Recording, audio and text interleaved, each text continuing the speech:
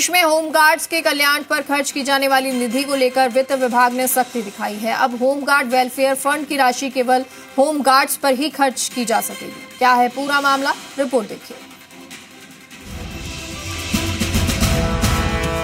राजस्थान में होमगार्ड्स के कल्याण से जुड़ी गृह रक्षा कल्याण निधि का गठन किया गया है।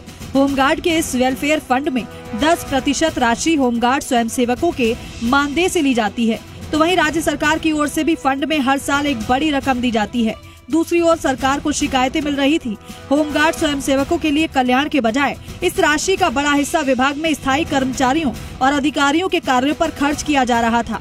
ऐसे में पिछले दिनों होमगार्ड कल्याण निधि को लेकर गृह विभाग की ओर से प्रस्ताव भेजा गया। वित्त विभाग ने इस प्रस्ताव पर महत्वपूर्ण आपत्तियां और सुझाव देते हुए स्पष्ट संकेत दे दिए हैं कि अब इस निधि का दायरा सीमित किया जाएगा और इसका लाभ मुख्य रूप से होमगार्ड स्वयंसेवकों तक ही रखा जाएगा। वित्त विभाग ने साफ कहा है कि प्रस्तावित नियमों में अन्य विभागों से पदस्थापित अधिकारियों और कर्मचारियों को शामिल करना उचित नहीं है।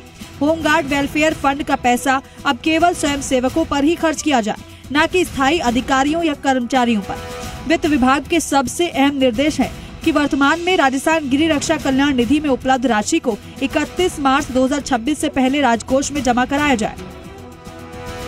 होमगार्ड्स की बड़ी मांगे, ड्यूटी के दौरान मृत्यु पर 20 लाख रुपए सहायता, सामान्य आकस्मिक मृत्यु पर 10 लाख रुपए, दाह संस्कार के लिए 10,000 से 30,000 रुपए, पूर्ण विकलांगता पर 10 लाख, आंशिक पर 5 लाख रुपए, सेवा निवृत्ति पर 10 लाख रुपए एक मुश्त, 10 वर्ष सेवा पर, बच्चों की शिक्षा के लिए 10,000 से 1 लाख रुपए छात्रवृत्ति, शादी के लिए 5 लाख रुपए सहायता या ब्याज मुक्त लोन, आपदा में अधिकतम 2 लाख रुपए सहायता, इलाज के दौरान वेतन जारी रखने की मांग।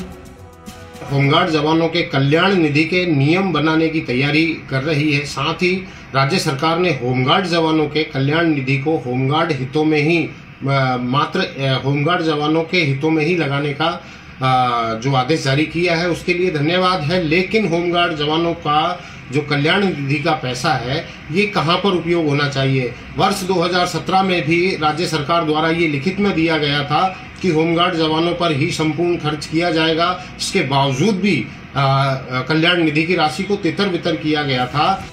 अब वित्त विभाग की सख्त गाइडलाइन और होमगार्ड्स की बड़ी मांगों के बीच संतुलन बनाते हुए सरकार को अंतिम निर्णय लेना है। प्रदेश के 30,000 होमगार्ड के कल्याण को लेकर बड़ी खबर है। प्रदेश के होमगार्ड जवानों को कल्याण पर खर्च होने वाली निधि अब सिर्फ उन्हीं पर खर्च की जाएगी।